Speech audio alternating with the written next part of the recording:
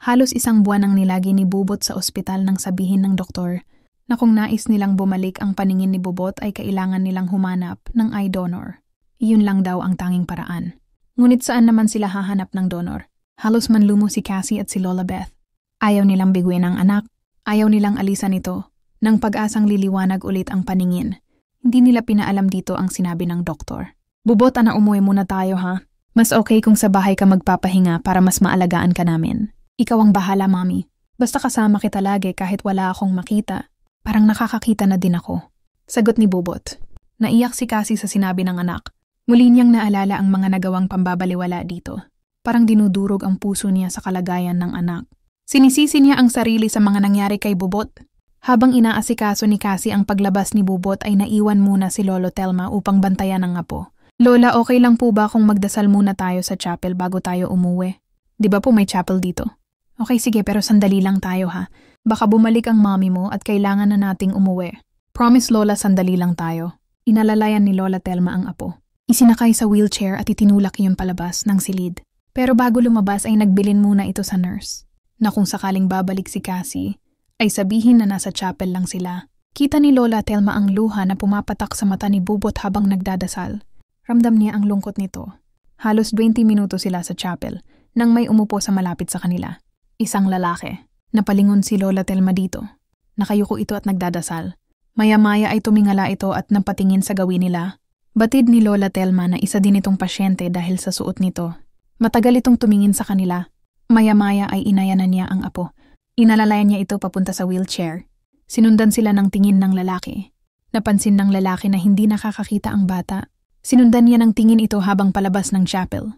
Napansin ni Lolo Telma ang 2 pulis na nakatayo sa pinto ng chapel.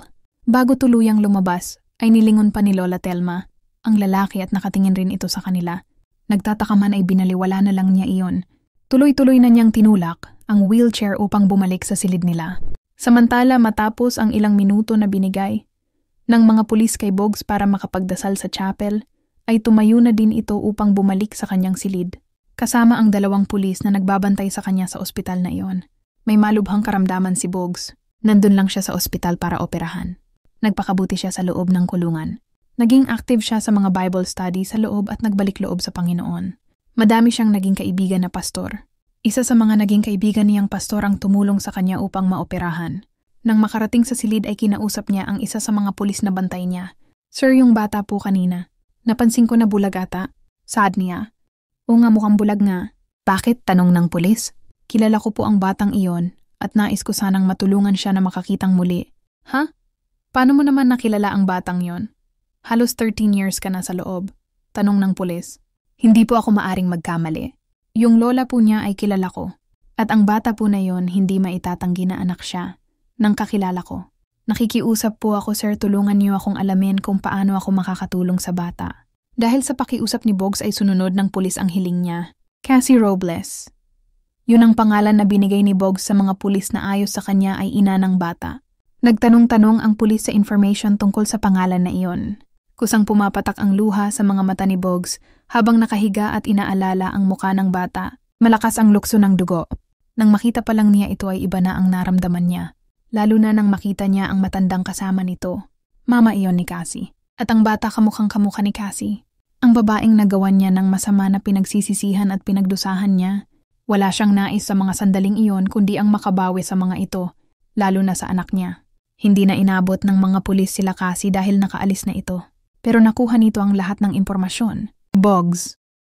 Yung bata ay nangangailangan daw ng eye donor upang muling makakita ayon sa doktor na nakausap ko. Sa ating pulis kay Bogs, walang pagdadalawang isip na sinabi ni Bogs. Ako po sir, pakiusap. Ipaalam niyo sa kanila na may gustong mag-donate ng mata.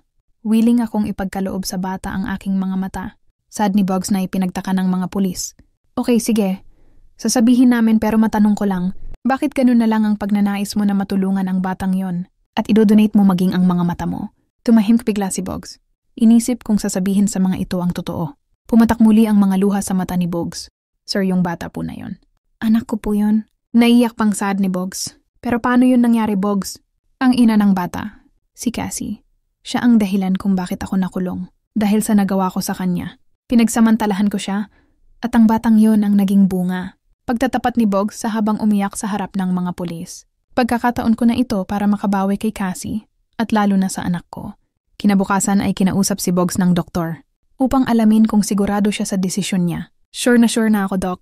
Pero kung maaari sana ay wag niyo na ipaalam sa kanila kung sino ang donor, lalong-lalo na po kay Cassie. Sumang-ayon naman ang doktor sa hiling ni Boggs. Hello, Cassie. Magandang balita. May donor na ng mata para kay Bubot. Sad ng doktor habang kausap si Cassie sa telepono. Talaga ho, Doc? Sino? Tuwang-tuwa na tanong ni Cassie. Oh, Cassie, totoong may donor na pero ayaw niyang magpakilala. Yun ang hiling niya. Pero wag kang mag-alala dahil nakapirma na siya at sure na siya. Nais niya na i-donate ang mga mata niya. Magpasalamat tayo kay Lord Cassie. Sad pa ng doctor. Walang pagsidlan. Ang saya ni Cassie at agad na tinungo. Ang silid ni Bubot. Sinabi niya agad ang magandang balita. Maiyak-iyak si Bubot nang malamang may pag-asa na ulit siyang makakita. Maging si Lola Telma ay sobrang saya. Kung sino man ang mabuting puso na gibamit ni Lord. Maraming salamat sa kanya. Saad ni Lola Telma.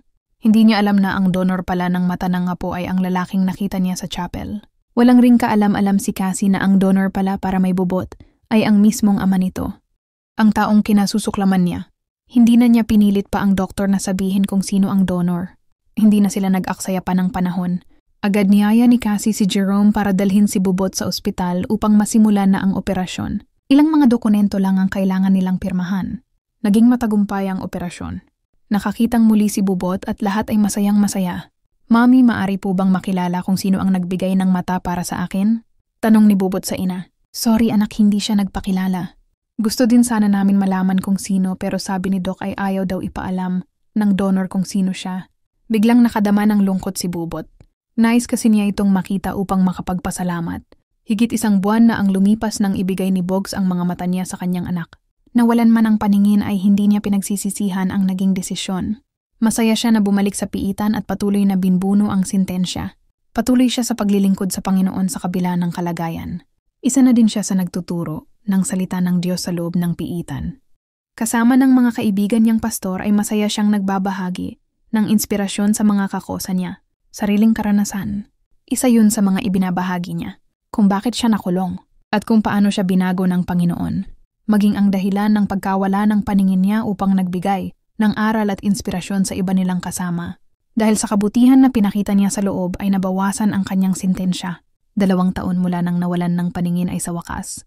Makakamit na niya ang kalayaan. Congrats, Kosa. Makakalaya ka na. Sabi ng isang kakosa niya. Congrats. Dapat pa talaga akong batiin ng ganyan? Ano naman ang gagawin ko sa labas? Ni wala akong makita. Wala akong kamag-anak. Paano ako magtatrabaho? Ano ka ba, Kosa? Alam kong madami kang maaring magawa sa labas na hindi mo nagagawa dito.